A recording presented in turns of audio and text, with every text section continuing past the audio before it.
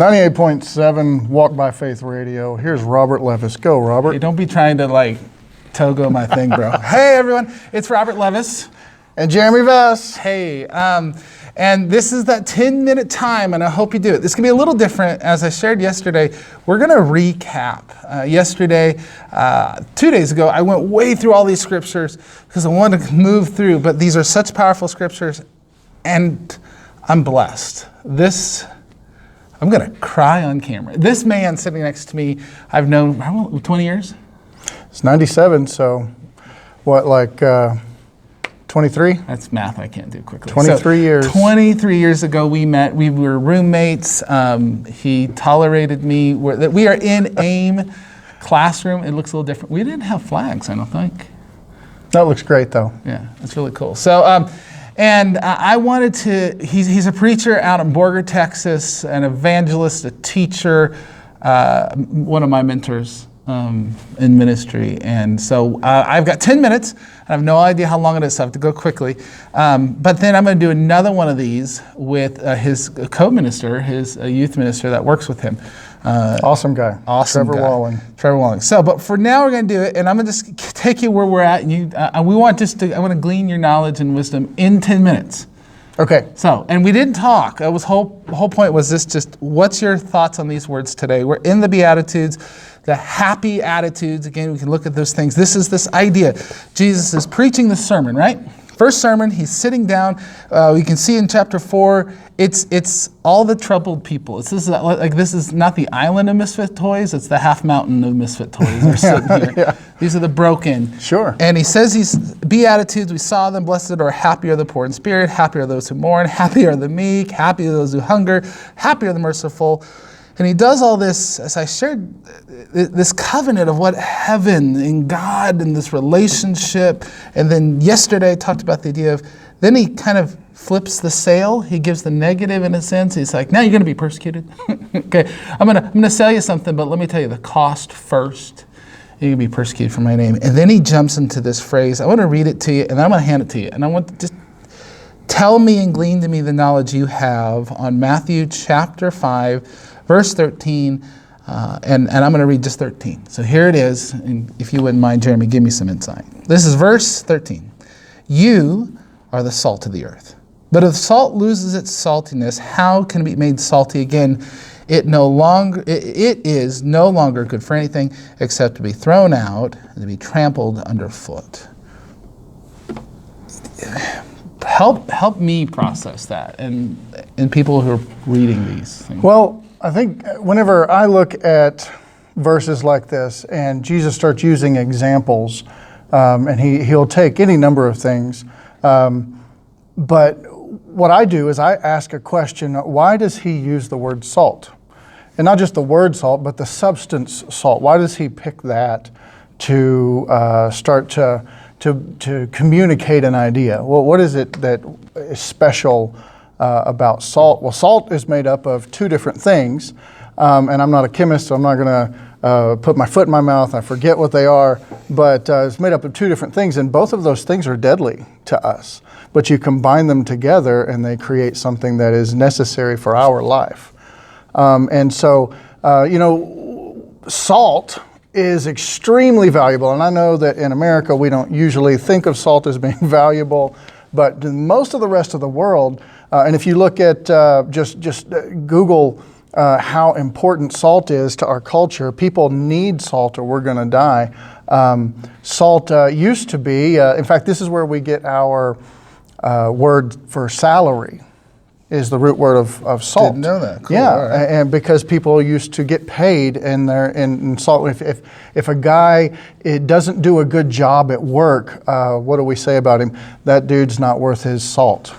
Ah, okay, right? Very cool. And so that's how, like Roman soldiers used to get paid in bags of salt instead of gold. Salt is extremely valuable, and salt does some things for us. It not only does it keep us alive, but it also, you think about just from the pleasure standpoint, think about food that has no salt in it. Mm-hmm. It's just bland, it's boring, there's no life, there's no vibrance in that food. I don't know hardly any recipe.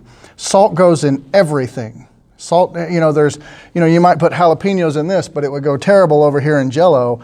But I just want Jell-O now. Yeah, no, I guess that doesn't really work. I But think there's salt in Jell-O. is there Makes things sodium? sweeter. Probably sodium in there. But salt is extremely valuable. Salt is what makes food come to life. It's vibrant, and it's like, so what would salt be spiritually for God's people? What in the world would salt be? Well, I would say it would be things like forgiveness, because when someone hurts my feelings, sometimes it's frivolous and silly, and I'm easily to get over that. But sometimes, people really hurt me. And when people really hurt me, and by the world's standards, I have every right to get back at them. I have every right to get my vengeance. And instead, though, I respond with forgiveness. That's salt. Yeah. When I love somebody that the world says, oh, don't love that guy or that woman, that's salt. That's valuable. That's what brings life into this world. And then he goes on, he talks about, but if salt has lost its taste, how shall its saltiness be restored? Or in other words, if you're a Christian and you aren't looking very much like Jesus, if you aren't acting very much like Jesus, what's the main characteristic of Jesus? He died for us. He sacrificed what was best for him for what was best for us.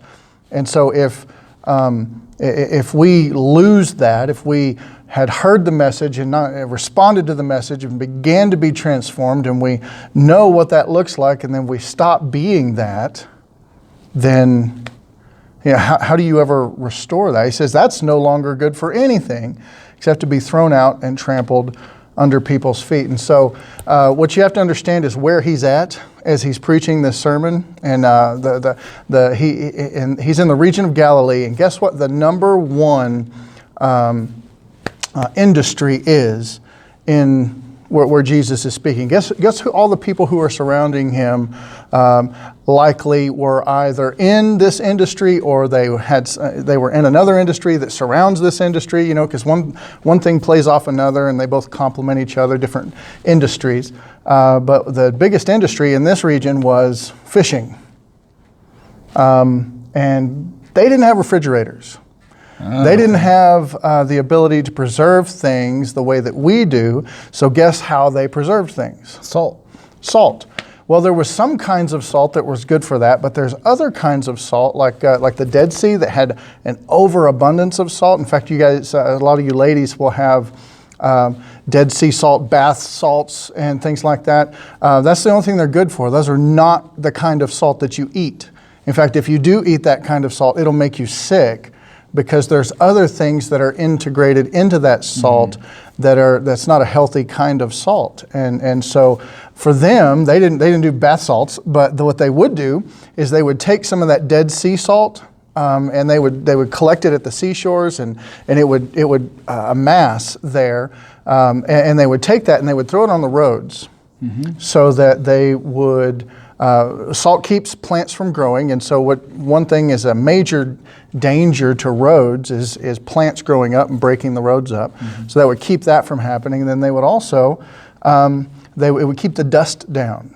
And being here in West Texas, you know how horrible dust can be, and they're in a very similar environment, a desert-like environment, and so it kept the dust down. And so salt became something where if it's not good to eat, if it's not good to ingest, if we're not the kind of Christians who are salt, and instead we lose our saltiness, he says you're still useful, but you're useful for something entirely different, to be walked upon. Yeah. And what do you normally, something that you think is highly valuable, what's the last thing you're going to do to it?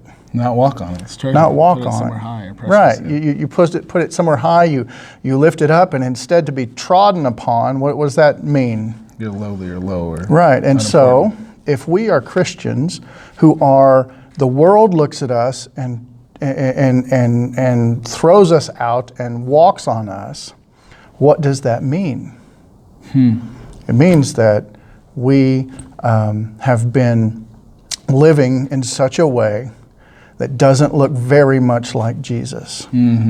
That even though I may be really good at following some of these checklist rules, go to church, don't drink, whatever the checklist is for you, don't bathe with, don't swim with girls and boys can't swim. We heard about that today. Those types of things, all those things, we're really good at keeping that stuff, but what are we not good at? Taking care of people who need to be taken care of, loving people who desperately need to be loved. If we're good at that stuff, but we're not good at this stuff, and then the way that you can know what your message is like is if the city that you're in don't want anything to do with you. Amen. The people around you who are not Christians, when they are around you, they couldn't care less what comes out of your mouth. I'm going to stop you there. Yeah. Which you ask someone to go in 10 minutes ain't gonna happen because he's a preacher. But it's convenient because I'm done. You're done. Good. All right. But I gotta tell you, thank you for saying that. That was one of my biggest points, pet peeves to that verse. Is people go to that verse and after this grace of God and that this is God's covenant with you and to manifest that all through you and it's God's work. It's God's work. It's God's work. Then they go to that verse and say, "But you better be careful. He'll throw you out." And they get it wrong. The world throws you out. The world throws you out, and yeah, maybe due to maybe a failure in you, but God is not a failure in you, and so He'll use you to maybe take the next path or the next step. So thank you so much, guys. Share, like, tweet, post. I have no idea about any of those things, but I know those words. Have a blessed day. We'll see you tomorrow. Bye. Peace out.